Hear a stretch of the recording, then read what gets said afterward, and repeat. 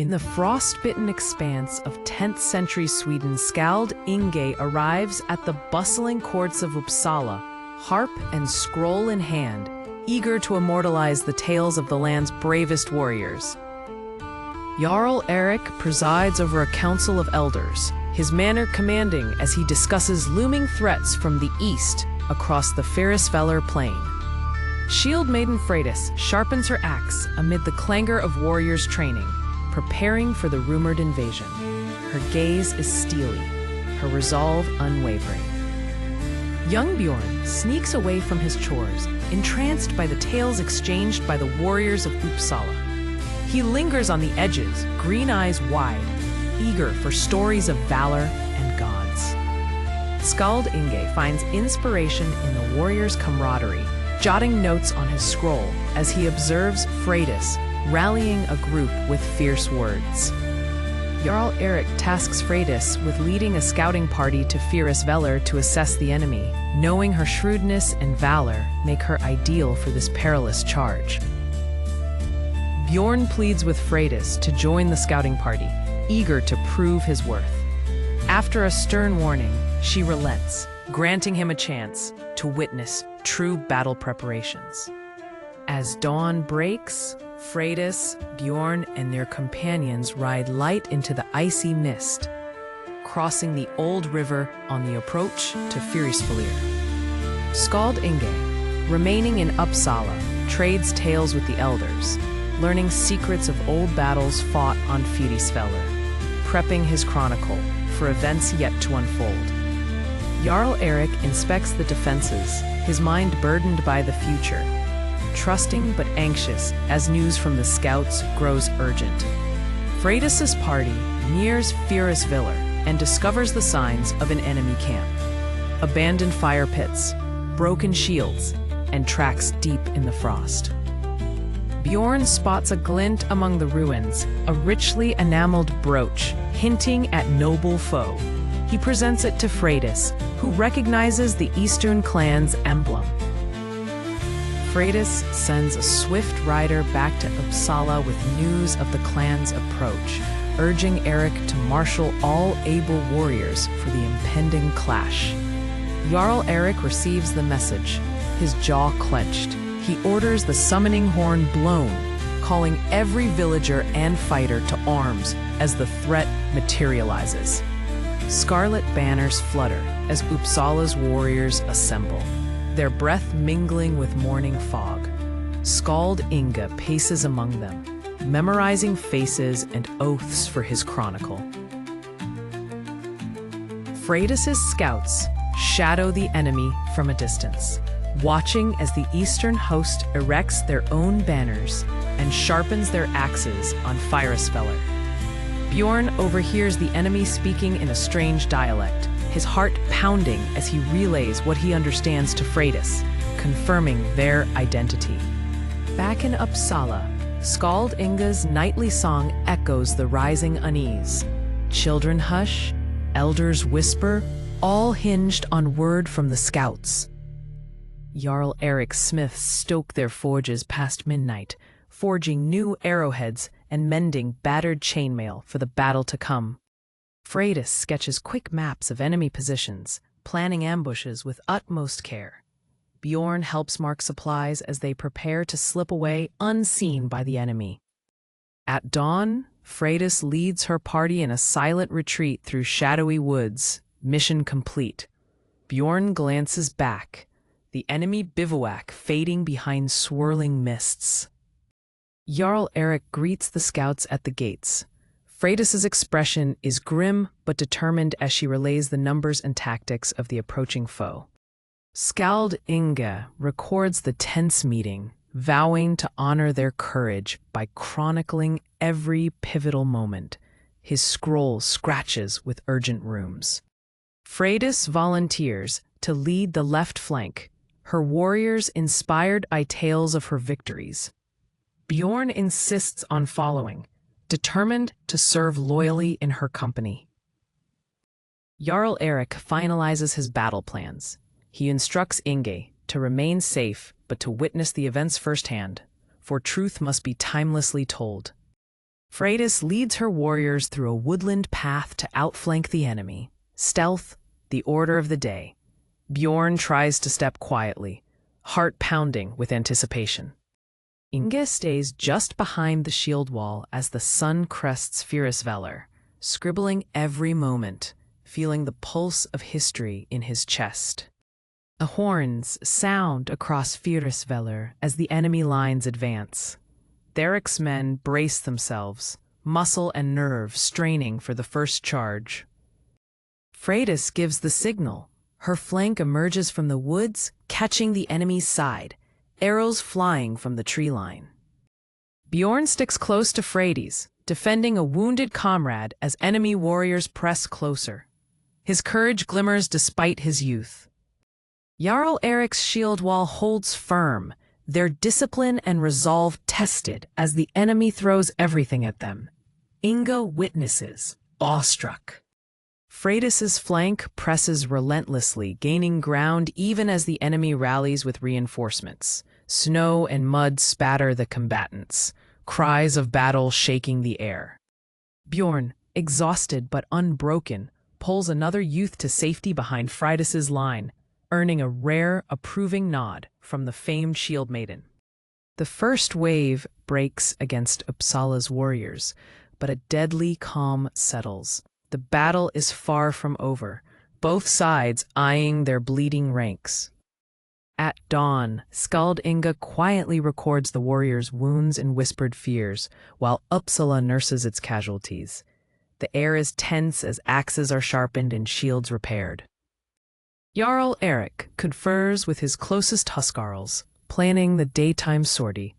He weighs their numbers against the enemy's presumed strength, doubt flickering in his eyes. Freydis trains the younger warriors in shield tactics. She urges them to trust one another, leading drills with a calm authority as Bjorn listens intently, eager to learn. Skald Inge catches snippets of warrior stories, tales of lost kin, of past victories and defeats, scribbling hurried notes as flames crackle and men huddle for warmth. Bjorn practices with his dagger under Freydis's watchful eye. She corrects his grip, offering both praise and stern advice, sensing the weight of his hopes and fears. A horn sounds. Scouts report that enemy archers are probing the forest edge. Jarl Eric rallies his best hunters to intercept and gauge their intentions. Freydis leads a counter-scouting party into the trees, moving quietly between trunks. She signals for silence as a flock of crows takes flight ahead, possibly startled by foes. Bjorn's nerves nearly betray their position as he steps on a branch, but Freydis steadies him with a glance, teaching him calm amidst the threat of discovery. The enemy archers retreat, and Jarl Eric orders his warriors to secure the area. The Uppsala camp braces for a potential night assault, doubling watch on the ramparts. Skald Inge composes verses beneath the stars, drawing on the day's tension. His words evoke both courage and uncertainty, his harp plucking out a haunting melody. An uneasy peace reigns overnight. Warriors doze with weapons within reach. Freydis and Bjorn take the first watch, scanning moonlit shadows for signs of movement. Troubled by dreams of fire and steel, Bjorn awakens before dawn. He shares his fears with Freydis, who reassures him with stories of her past battles and survival. Jarl Eric receives a message from an allied chieftain. Reinforcements will not arrive in time. His jaw tightens as he orders his smith to double weapon production. Skald Inge interviews a shield brother who lost family in the previous evening's skirmish. The bereaved warrior recounts his pain, voice cracking as Inge listens intently. Freydis plots new patrol routes with young Bjorn, using a stick to draw diagrams in the mud. She commands with steady authority, building his trust in her leadership. Sudden shouts erupt. The enemy attempts a stealthy raid under pre-dawn gloom. Uppsala's alarm is swift as warriors race to arm themselves and man the walls. Jarl Erik leads the rally, his voice booming above the clash as he organizes the defenses.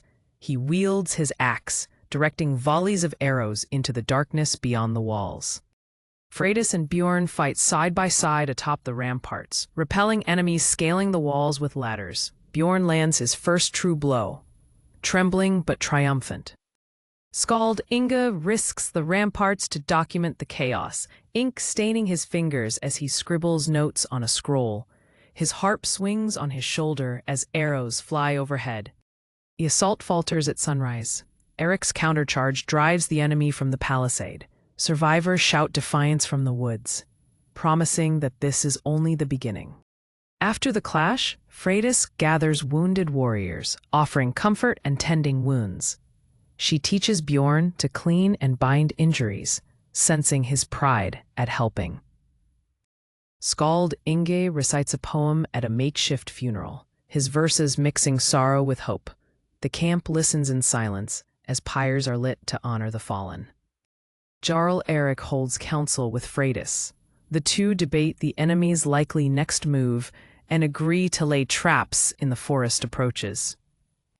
Bjorn helps string tripwires and pitfall triggers among the trees, learning the subtle arts of sabotage and secrecy from veteran warriors. Skald Inge strolls among the warriors, now restless and suspicious.